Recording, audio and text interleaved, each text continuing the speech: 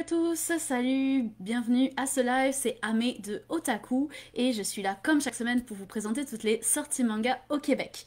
Alors on a un petit programme un peu plus léger que les autres semaines parce que vous vous rappelez j'avais comme des grosses piles les semaines passées. Fait qu'un programme un peu plus léger pour aujourd'hui. On va avoir quand même vite fait le tour, mais des trucs assez sympas. J'ai notamment un recueil de nouvelles un peu à la Black Mirror qui était vraiment super sympa. J'ai un coffret pour moi voisin les esprits à moins 50% de rabais, une bonne façon de commencer la série. C'est une super bonne série que j'aime vraiment beaucoup. Puis un remix de Sherlock Holmes. Alors ça c'est un petit aperçu de notre programme de ce soir. Je vais commencer tout de suite tiens, avec mes voisins les esprits. Donc c'est un coffret qu'on appelle un coffret découverte, vous avez 2 volumes à l'intérieur, tome 1 et 2, puis à savoir que la série en plus est terminée en 3 volumes. Fait que là, vous achetez le 1, le 2 est gratuit, il vous reste plus qu'à acheter le 3, puis vous avez terminé la série, fait que c'est quand même assez cool. Allô Dominique et allô à tous ceux qui nous rejoignent. Euh, Mes voisins les esprits, vous voyez un peu le cover. Alors là, c'est sûr que c'est un pack qui est enfermé dans du plastique, fait que je pourrais pas vous montrer l'intérieur, mais je vous ai déjà parlé plusieurs fois de cette série. C'est une série qu'on aime vraiment beaucoup en boutique. Allô Nico, allô Romy. Euh, Vous voyez, déjà rien que le cover, vous voyez comme avec la colorisation qui est super belle, il y a beaucoup de personnages, c'est très chargé, vous pouvez reconnaître aussi des yokai, tout simplement parce que c'est le sujet de Mes voisins les esprits. Alors en fait, dans Mes voisins les esprits, on suit cette jeune fille qui s'installe dans une maison abandonnée, une vieille maison. Tout simplement, elle déménage, elle quitte sa ville, fait qu'elle arrive dans cette ville-là, puis elle prend un appartement en location, enfin une maison en location. Et bref, c'est une vieille maison, elle commence à faire le ménage, c'est tout poussiéreux. Et finalement, elle se rend compte qu'il y a un yokai qui est bloqué et qui a l'air, qui l'effraie, mais qu'en même temps a l'air effrayé. Fait que, bref, elle va essayer d'aider ce yokai à résoudre son problème. Il est un peu bloqué dans cette maison. Il peut pas comme sortir de la maison. Alors, elle va l'aider. Puis en fait, ce yokai est énorme, mais une fois qu'elle va l'avoir aidé, il va rétrécir puis il va devenir ce petit personnage qu'elle a sur les genoux que vous voyez ici.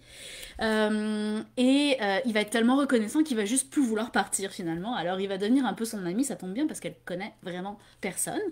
Puis elle va s'apercevoir, et ensemble ils vont s'apercevoir qu'il y a plein d'autres yokai dans cette maison. Qu'en fait c'est une espèce d'endroit où les âmes des yokai qui sont morts doivent rester avant de rejoindre comme le ciel, le paradis des yokai si on veut. Sauf que ils sont tous bloqués dans cette maison, il y a des choses, en fait toutes les âmes qui n'ont pas accompli tout ce qu'elles devaient accomplir sur Terre ne peuvent pas monter au ciel, alors elles se retrouvent dans cette maison. Fait que notre héroïne et son ami, le petit yokai tout rond qui est sur ses genoux, vont en fait tout simplement essayer de comme résoudre plein de problèmes, donc il y a un petit côté enquête, c'est très gothique dans le style, le dessin est vraiment beau, hein, vous l'avez vu rien que sur la couverture, c'est assez chargé comme style, mais j'aime vraiment beaucoup, c'est très bien maîtrisé, le scénario donne vraiment envie, c'est très cute en fait, il n'y a pas d'animosité, c'est comme très sympa comme petite série, donc c'est du shonen gothique. On s'appelle Mes voisins les esprits, puis c'est un pack qui vous permet de découvrir la série à 50% de rabais. Je vais continuer avec un light novel. Ça s'appelle Le Fil d'Argent, puis c'est le light novel de The Ancient Magus Bride. Alors il y a plusieurs light novels de The Ancient Magus Bride. Celui-ci va en fait nous entraîner avec en fait, on va suivre d'autres personnages. Je vous avoue que j'ai pas le temps de lire, évidemment, les light novels. Vous imaginez si je devais lire en plus les light novels des mangas. Fait que je l'ai pas lu, je sais pas s'il est bien écrit. Je vous donne juste l'information qu'il est sorti. Il y a quelques illustrations qui sont sympas à l'intérieur. Je sais qu'on suit, c'est vraiment une histoire spin-off dans le monde de The Ancient Magus Bride. Je vais essayer de vous montrer quelques illustrations supplémentaires, mais j'irai pas plus loin par rapport à ça. Hop, une chouette. Une chouette en plein vol, voilà. C'est un one-shot. Chaque light novel de The Ancient Magus Bride qui sort sont toujours des one-shots. Voilà. Donc c'est Le Fil d'Argent, le light novel de The Ancient Magus Bride. Également, on va continuer avec un yaoi, tiens, qui était assez attendu celui-ci, hein, s'appelle Megumi et Tsugumi. C'est un one-shot également, et comme je disais, assez attendu. Alors c'est une histoire avec des bad boys. Alors c'est une histoire dans un Omegaverse, donc un univers où il y a des alphas, des omégas, puis des bêtas. Pour ceux qui ne sont pas familiers avec ça, les alphas, les omégas en fait sont là pour s'occuper de la reproduction de l'espèce humaine, qu'ils soient des hommes ou des femmes, ils peuvent enfanter, et ils ont des périodes de chaleur, un peu comme les animaux. Les alphas, eux, répondent à ces périodes de chaleur et sont attirés par les phéromones. Fait que c'est eux qui font en sorte que l'espèce se reproduise également. Puis les bêtas, eux, ils ont comme aucun, ils ont aucun lien avec ça. Puis ils se contentent juste d'exister puis d'être là, mais ils n'ont pas de, ils n'ont rien à voir avec tout ça. Fait que c'est un peu le principe du Omegaverse. Donc, dans Megumi et Tsugumi, on va suivre l'histoire d'amour entre un alpha puis un oméga. Notre oméga, c'est lui. C'est un gars, un bad boy, un peu bagarreur. Il cherche tout le temps le trouble à tout le monde, et particulièrement aux alphas parce qu'il a quelque chose à leur reprocher. Il a une histoire assez tragique avec eux, mais je vous en dirai pas plus. Et il porte toujours un masque pour dissimuler son visage. C'est bien en ce moment, cette circonstance. Et il se promène avec une grosse batte de baseball, puis il tape un peu sur tout ce qui passe. Alors il est quand même assez violent. Allô Marie-Pierre, bienvenue. Merci de nous rejoindre. On va le suivre lors de sa rencontre avec... Donc lui, c'est Tsugumi, notre Oméga. On va le suivre lors de sa rencontre avec Megumi, qui est notre Alpha, qui est ici, qui est aussi un peu un bad boy, mais en fait c'est un faux bad boy. Il est comme chef de clan, mais il se donne des allures de dur, mais en fait il est super gentil, il a un cœur d'or. Et la rencontre de ces deux personnages va avoir lieu pendant la période de chaleur de notre Oméga, donc qui va en profiter en fait que tous les alphas sont en émoi pour les massacrer un à un avec sa batte de baseball. Puis finalement se rendre compte que Megumi, notre alpha, c'est difficile, hein, les deux prénoms Megumi et Tsugumi, on se perd un petit peu. Je vous avoue que je me suis un peu perdue entre les personnages dans tout le livre à cause de leurs prénoms.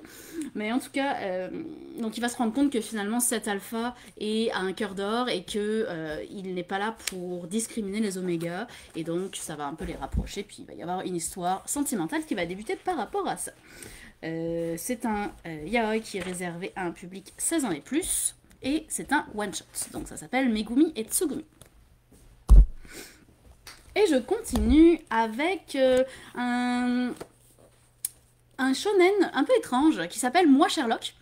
Alors, c'est un shonen d'enquête, évidemment, puisqu'on parle de Sherlock Holmes ici. C'est un peu une revisite de Sherlock Holmes, mais mélangée avec l'intelligence artificielle. Allô Maxime, bienvenue.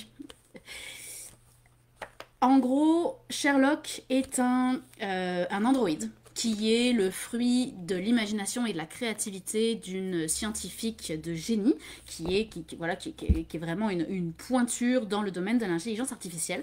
Et elle a mis au point cet androïde hyper abouti, mais il a un problème, ça reste un robot, et comme toute intelligence artificielle, il doit apprendre. Donc pour apprendre à se fondre au maximum avec l'espèce humaine, elle l'envoie un peu tout seul dans le monde, en fait dans Londres, pour se mêler aux humains. Elle lui donne pour mission de se trouver un colocataire et de vivre avec lui pour tout simplement apprendre comment les humains réagissent, apprendre à singer les émotions des humains. Allô Michel, qu'est-ce que tu as manqué? Tu as manqué un light novel, un coffret découverte et un yaoi. Oui, c'est une énième interprétation de Sherlock Holmes, effectivement, ça en fait beaucoup.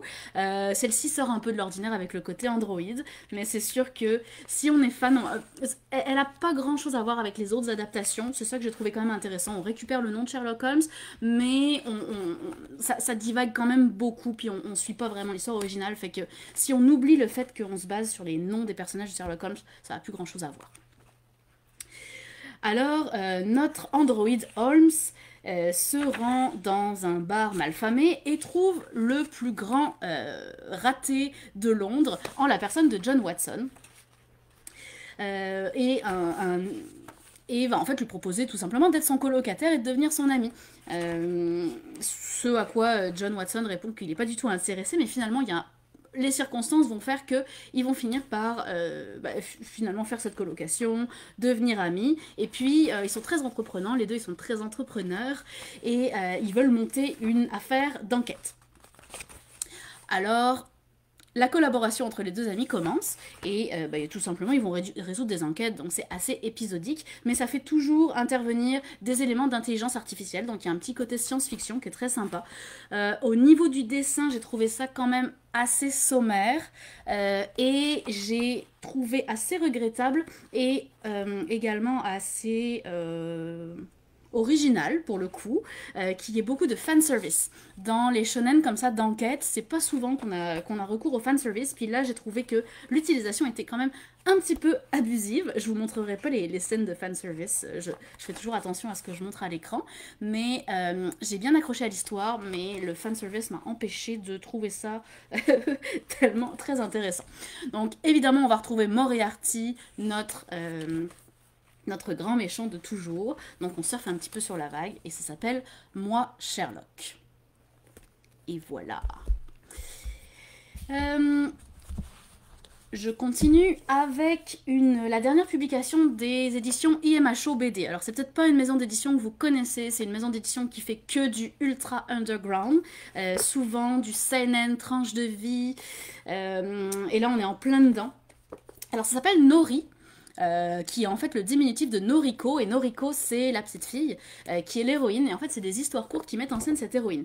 Mais alors elle vit avec sa grand-mère, mais elle lui en fait voir de toutes les couleurs parce que c'est une petite fille qui a vraiment un sale caractère, qui en fait baver à tous les adultes, et par contre elle a beaucoup d'imagination, alors quand elle commence à s'imaginer quelque chose, elle finit par le voir réellement, puis ça finit par vraiment influencer sa vie, donc il y a un petit côté fantastique, c'est assez sympa, mais je vais vous montrer le dessin. Alors ce que j'ai beaucoup aimé, c'est que pour chaque histoire courte, il y a une colorisation différente. Alors ça, c'est la version avec les chauves-souris. Vous voyez, on est dans le orange. Puis si je change de histoire, on passe avec une couleur différente aussi. Donc il y a un peu de couleur, on reste vraiment très très noir et blanc, très manga. Mais il y a une petite colorisation légère qui donne une touche vraiment originale. Ça j'ai vraiment aimé au niveau du dessin, mais comme vous le voyez au niveau des graphismes, on est très très, pour ceux qui connaîtraient déjà l'éditeur, vous pouvez vous rendre compte que c'est très très similaire à ce qu'ils ont l'habitude de produire, donc c'est pas une production qui peut plaire à tout le monde. Mais je vous avoue que le mélange entre le petit côté fantastique et la réalité de la vie de cet enfant était très très bien. Donc ça s'appelle Nori, c'est un one-shot et aux éditions IMHO BD. Une Mafalda japonaise, oui, un petit peu effectivement, mais moins comique. Il y a une partie comique, mais un petit peu moins présent que dans Mafalda. Je continue avec un autre yaoi, en fait, j'en avais deux cette semaine, alors ça s'appelle Kacho Fugetsu, Beauties of Nature. Le titre et le cover m'attiraient beaucoup, mais je vous avoue que j'ai été complètement perdue tout au long de la lecture. Alors voilà, il y a un très très beau cover, il y a des kanji ici, je sais pas si vous voyez, mais en version un petit peu doré, brillant, c'est superbe.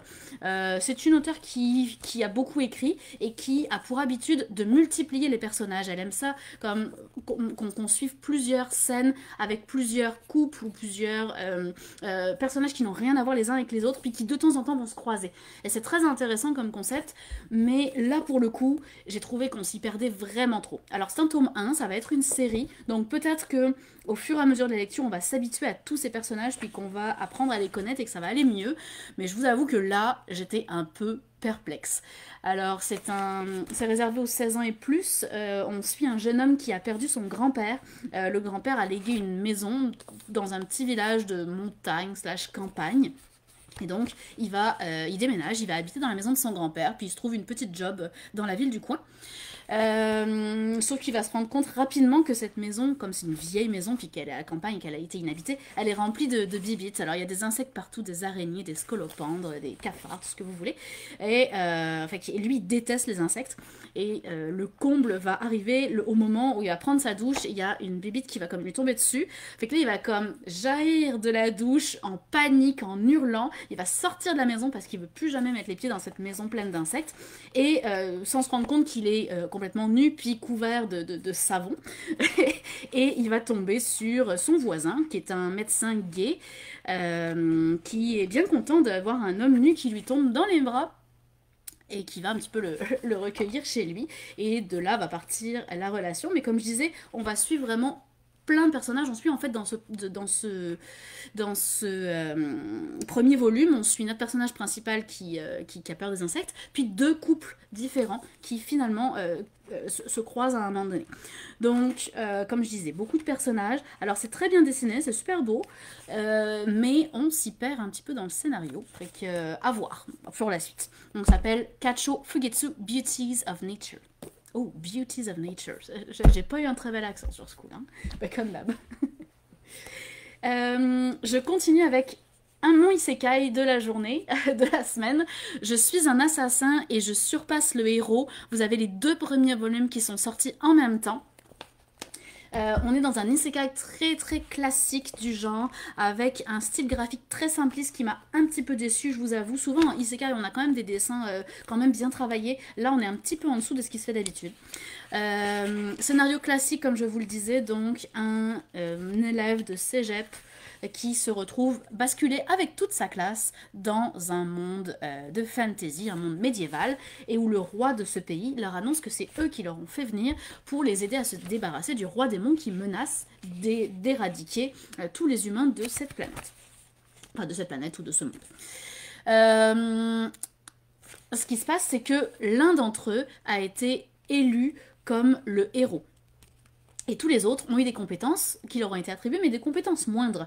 Alors le héros, bah, c'est lui, là c'est Tsukasa. Tsukasa qui est le petit élève parfait, beau gosse, populaire, bon à l'école, bon en sport. Enfin, sans surprise, tout le monde s'attend à ce que ce soit lui, puis évidemment, c'est lui qui va être le héros. Puis notre protagoniste, lui, qui s'appelle Akira, il va se voir attribuer les compétences d'assassin, tout simplement parce que c'est quelqu'un de très discret, un peu fuyant, qui est toujours un petit peu à l'écart des autres. Alors il devient un assassin. Et quand on leur apprend comment consulter leurs statistiques pour savoir quelles sont leurs compétences et quel niveau ils ont, ben, ils se rendent compte que ces compétences sont toutes hyper comme calées et que par rapport aux autres élèves, il est bien plus fort et il est même bien plus fort que le héros. Alors il se demande un petit peu comment c'est possible qu'un simple assassin soit le plus fort, mais il va évidemment rien révéler à personne, il va garder son secret et rester en toute discrétion. Et en parallèle de ça, il va se rendre compte qu'il y a probablement quelque chose qui cloche et il y a un complot qui se trame. Alors il va essayer d'utiliser ses compétences de discrétion et toutes les capacités qui lui sont attribuées en tant qu'assassin pour essayer de déjouer ce complot. Tout à l'heure, je parlais de Sherlock, puis je disais qu'il y avait beaucoup de fanservice pour un shonen d'enquête. Ben là, pour le coup, c'est l'inverse. Pour un shonen isekai, il y a vraiment pas ou peu... En fait, j'essaie de me rappeler, mais je pense qu'il y en a pas toutes de fanservice. Donc ça, c'est assez étonnant à l'inverse pour un isekai. Donc voilà, une histoire assez classique, assez simple, mais quand on aime le genre isekai, ben ça va probablement vous plaire. Donc ça s'appelle « Je suis un assassin et je surpasse le héros ». Ça ressemble à Shield Hero, oui, clairement. Comme je disais, c'est vraiment classique, donc oui, ça ressemble à The Rising of a Shield Hero. Ça ressemble un peu à Arifureta aussi, avec un peu moins l'aspect comique par contre. Et ma dernière présentation de la journée est une vraie petite pépite du light novel en fait. Ça s'appelle Boko-chan. C'est aux éditions Omake, la nouvelle maison d'édition que je vous ai présentée il y a quelques temps. Puis c'est un recueil de micro-nouvelles. Alors l'auteur est apparemment est un des fondateurs de la micro-nouvelle. Je connaissais pas ça, mais une nouvelle c'est court, mais là une micro-nouvelle c'est comme encore plus court. Fait que c'est des nouvelles qui font à peu près, je les recompte là, mais ça fait à peu près entre 5 et 10 pages maximum. Et donc, il y a 50 nouvelles là-dedans, dans ce volume, dans ce one-shot, qui sont toutes des nouvelles de science-fiction. Puis, tantôt, quand je vous l'ai présenté rapidement, quand je vous l'ai annoncé au tout début, je disais que ça allait ressembler probablement un peu à Black Mirror, parce que on est dans de la sci-fi qui est tellement proche de notre réalité qu'on ne sait jamais exactement où est-ce que tout est vrai, puis où est-ce que démarre la fiction. Un peu comme dans la série Black Mirror. Étonnamment, c'est des nouvelles qui ont été écrites dans les années 70. Je vais juste rechecker la date, mais oui, en 1971. Fait que c'est quelque chose qui n'avait jamais été édité en français, qui sort aujourd'hui 40 ans plus tard, puis qui est tellement contemporain que c'en est effrayant. Alors... par exemple, la première nouvelle, c'est l'histoire d'un trou qui apparaît un jour dans une ville. Ce trou-là apparaît à la suite d'une démolition d'un bâtiment, d'un vieux temple, et en fait, tout le monde s'agglutine autour de ce trou, puis se rend compte qu'il ne semble ne pas y avoir de fond à ce trou. Quelqu'un jette un caillou dedans, crie attention, attention en bas, il va y avoir, je jette un caillou, puis là il n'y a rien qui se passe, puis le caillou disparaît, puis on n'entend rien. Alors on se met à acheter des trucs dedans, puis finalement, la nouvelle se répand et le monde entier finit par venir déverser tous ces déchets dans le trou afin de les faire disparaître. Et l'histoire se termine avec une espèce de mise en abîme, une boucle que je vous révélerai pas parce que la twist est vraiment vraiment cool. Mais c'est hyper contemporain. Fait qu'on se demande comment un auteur des années 70 a pu écrire quelque chose qui nous touche autant aujourd'hui. Il y a des histoires un peu plus horreur, fantomatiques. Il y a des histoires plus tranches de vie. Il y a des histoires vraiment vraiment sci-fi. C'est très très varié. Mais le point commun, c'est que c'est de la sci-fi très très ancrée dans notre réalité. C'est vraiment très très cool, super bien écrit, vraiment très facile à lire, on va dire. C'est très très fluide. Là, vous lisez une nouvelle, vous en avez pour 15 minutes, puis terminé. Puis vous pouvez le reprendre quand vous en avez envie. Avec une très belle découverte. Ça s'appelle Boko-chan. Et c'est finalement ce qui conclut mon live d'aujourd'hui. Comme vous voyez, c'était assez rapide aujourd'hui. Je pense que j'aurai encore plein de nouvelles pour vous la semaine prochaine. Fait qu'on se reparle la semaine prochaine. Et en attendant, vous pouvez retrouver Simon demain soir pour son live en anglais, si vous parlez anglais. Fait que merci beaucoup à tous. Passez une belle soirée et à bientôt. Salut!